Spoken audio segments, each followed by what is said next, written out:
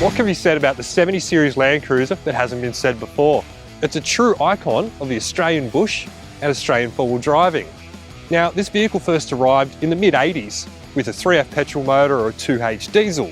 What we have here today, though, is something very special. This is the 70th anniversary model of the 70 Series Land Cruiser.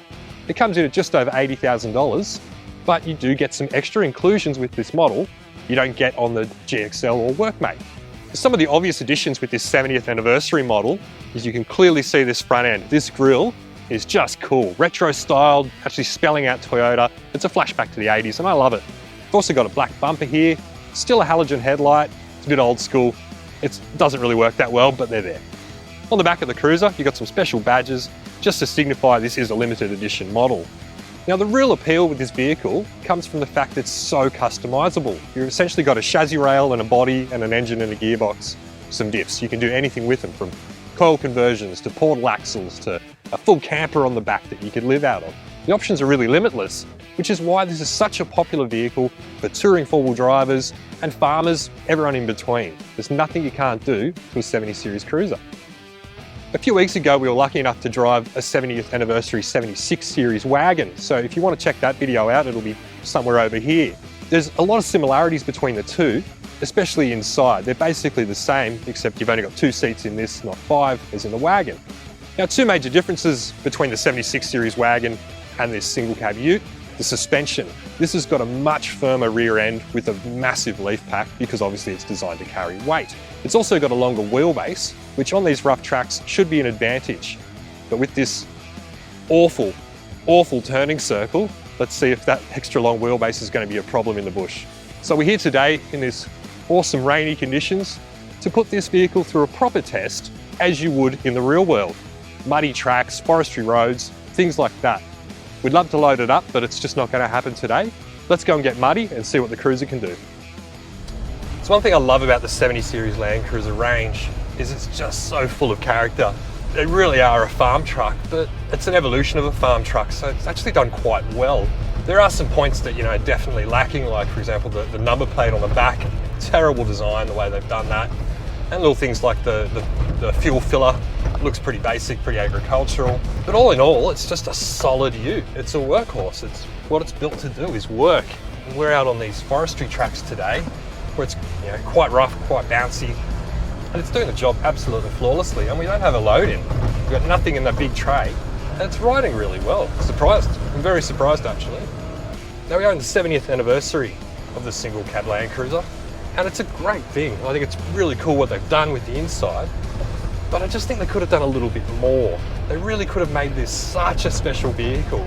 Like, they call these premium seats, they're pretty ordinary. You imagine if you put the 300 series seats in here, if they fit, that'd just be cool. That would really be next level.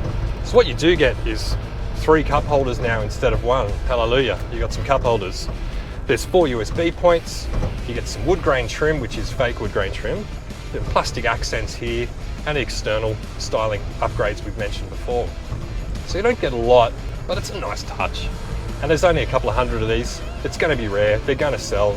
I can see the point. Toyota really didn't need to put too much effort into this because these things are going to move like hotcakes. The things that I do really wish were improved was an extra gear. I'd love a 6th gear just to bring the revs down. She does sit at about 2,300 revs at 110. That's a little bit too much. It's going to chew through the fuel, and it's just loud in the cabin because there's not much insulation. But again, it's all part of the charm. If you like driving old cars, this is it. There's not much else like this. Maybe that's a good thing, I'm not sure. But for me personally, I like driving janky old cars. So driving a janky new car, it's a wonderful experience. Little issue with this vehicle, the turning circle and the actual steering feel. It's not good at all. Especially combined with this longer wheelbase on the single cab. It's just exhausting. You have to do so many turns, and then when you actually try to make the turn, it turns into something from Austin Powers. I'm sure it's robust, and that's really what you want out of a vehicle like this. You want the longevity, and you do get used to it, but you know, you shouldn't really have to in an $80,000 vehicle. Now, motor-wise, we've got a 4.5 litre single turbo V8 diesel. which is a thing of absolute glory. Lovely motor, it's so smooth, but it's also got, you know, a real grunt to it. Makes 430 Newton meters of torque, and it does that from idle.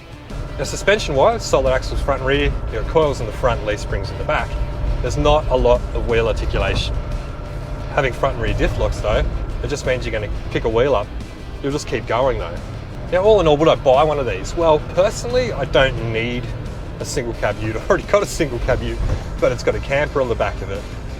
But this platform, I absolutely love. I would absolutely own a Troopy or a 76 series wagon because I need the seats to get my wife and my dogs around. This isn't going to do the job for me. But if you're a farmer, tradie, hardcore four-wheel driver, someone that wants to set up a touring rig, go and take this for a drive because I think it'll put a smile on your face. Well, how good is that? Nothing like getting muddy and wet in your office on a Friday afternoon. This cruiser absolutely excelled. These conditions are perfect for this vehicle on forestry roads, playing in the mud, water crossings, all that sort of stuff. It's not a hardcore four-wheel drive, but you can definitely do hardcore four-wheel driving in it thanks to the front and rear diff locks and the heavy-duty drivetrain. If you're going to do any decent water crossings, the first thing I'd recommend is get rid of that thing on the side of the car. It is not a snorkel, it's a raised air intake, and it is not properly sealed. Toyota really could have done a better job of that. Missed opportunity, yeah? Now, from the dealership, this arrives as a cab chassis. This vehicle has the Toyota Genuine Accessories tray on the back, and it's a ripper of a tray. It's huge, easy to use, very solid, 10 out of 10 recommend. Well, in summary, I'm stoked that this vehicle still exists. Sure, it's a dinosaur and it's got a few flaws, but what a ripper vehicle for Australian conditions. You can drive this thing straight from the dealership to your farm and put it to work, or straight to a four-wheel drive accessory shop and build the four-wheel drive of your dreams. This blank canvas can do a bit of everything.